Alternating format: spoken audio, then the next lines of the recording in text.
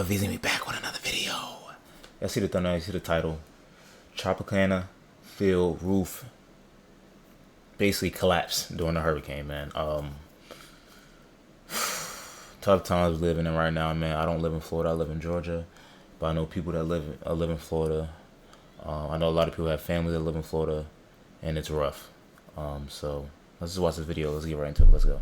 Hey, I want to go to St. Petersburg and talk to Jonathan Petramala, who is a storm chaser who has been, of course, watching Milton and following Milton. Jonathan, thanks for being with me. Let's just first start with what it's like there now as we're hearing these reports of flooding in Tampa Bay. What are you seeing? Hey, good morning. Yeah, the flash flooding, fortunately, has receded as the rain has stopped falling here in St. Petersburg. But to just get into St. Petersburg was a challenge. The bridges have been closed now for several hours since early yesterday afternoon, and that's the main access, right, to get in from the south or from the east as well. And so we had to go the long way around, and it was a maze of flooded streets around Tampa. Really deep water. We had numerous cars stalled out in that deep water as well.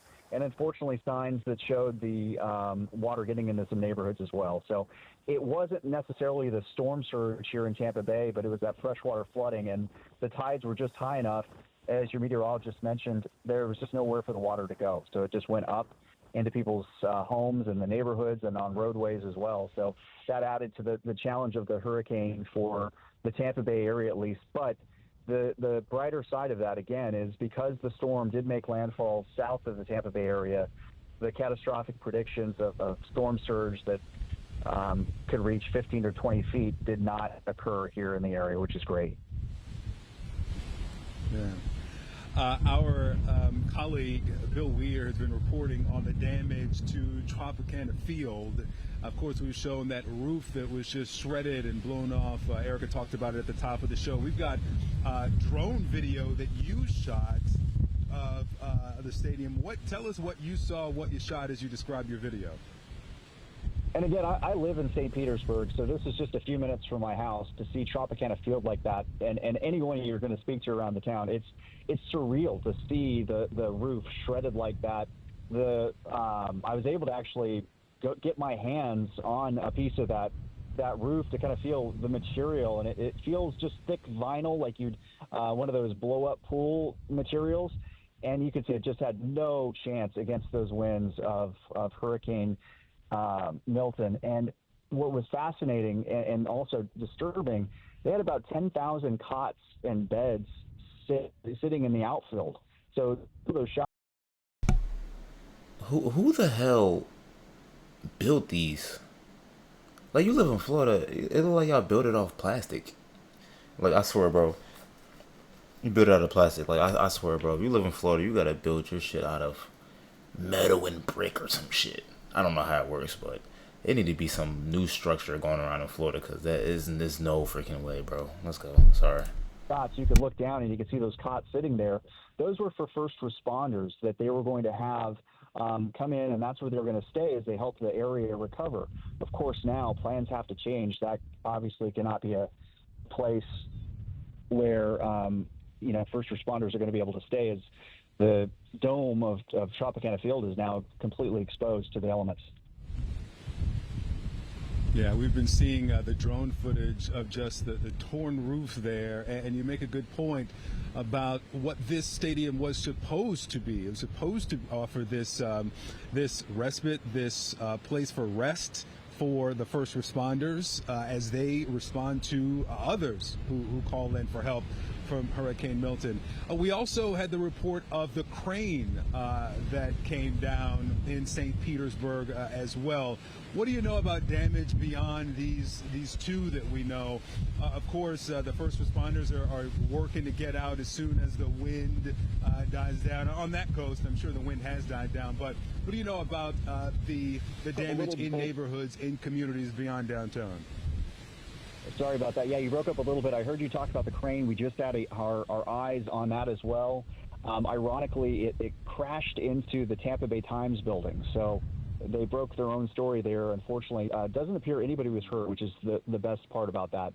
A lot of cranes in St. Petersburg up and about because there's a massive amount of growth now up.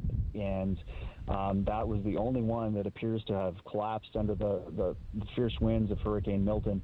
Otherwise, what you're looking at in terms of damage to awnings, damage to garages, rooftops, mostly tree damage. That's really what we're seeing as we're driving around St. Petersburg. I actually just pulled up to my house for the first time since the storm. When I left yesterday, I didn't really know what I'd be coming home to, and it appears my trees are still standing. There's some big branches down, but I don't know. I don't see any signs of major damage at my house. So it's kind of surreal to be reporting on your neighbors and your community, and then also in the back of your mind always is, what's happening at your place, but you have to just kind of set that aside, and that's why I just took a big breath of relief on the phone with you.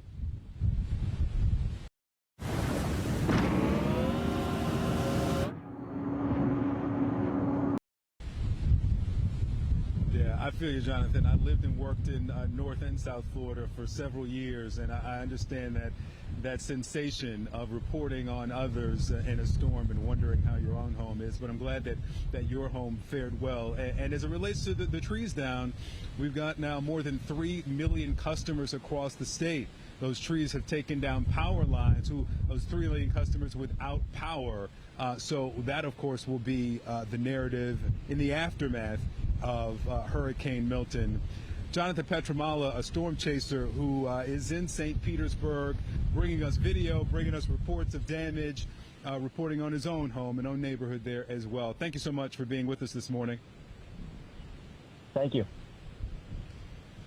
All right, Isabel Rosales is with us as well now. She is in Tampa. Isabel, good morning to you. Tell us what you're seeing, the situation there. Hey, good morning to you, Victor. So around 11:15 p.m. last night, Hillsborough County Sheriff's Office had to suspend service due to just the unsafe situation out there for first responders, the high winds, all of that heavy rainfall. But this is a completely different story, even today, right before daylight breaks. I've seen HCSO deputies actively working out there. They've resumed full-fledged services, so many ambulances going by. I've seen deputies checking in on flooded cars with the flashlight, making sure that there's nobody in need of help. And now we're getting reports of people stuck at a hotel at the Holiday Inn off I-4 in Plant City. That's in the eastern side of the county. This is a very agricultural community, migrant-heavy, Latino-populated community. And again, people stuck at this hotel, unable to get out due to the high flood waters. We know that Plant City had to call HCSO for help just because they don't have the correct resources to be able to do these high water rescues. And Victor, I actually have with me in the car right now Sheriff Chad Cronister, who has just pulled up on location here. Sheriff, thank you so much for joining us on this phone interview, sir. What else can you tell us? Good morning. We have just under 6,000 people without power and out and about.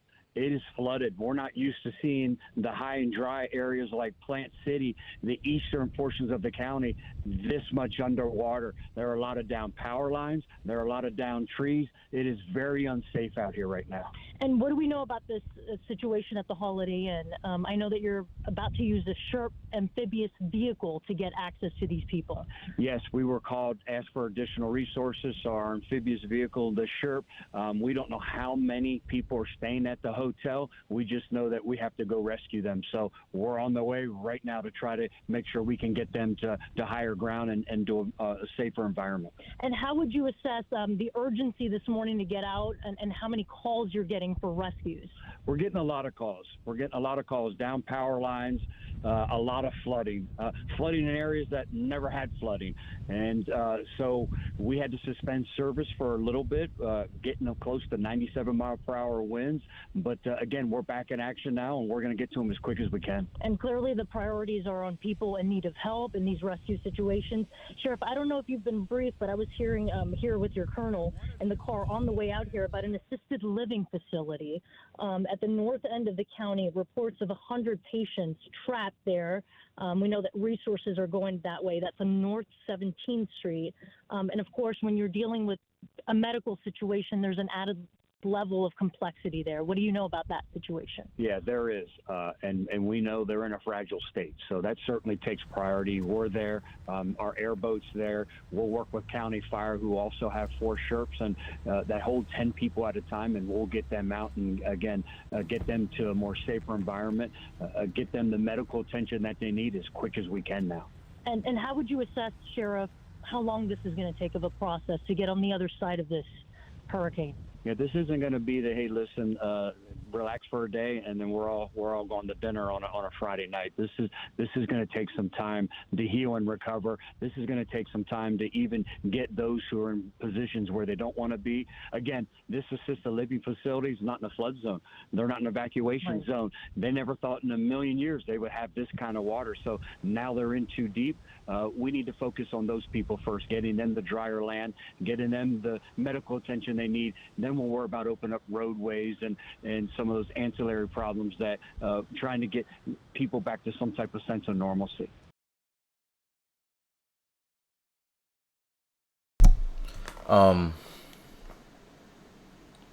Yeah.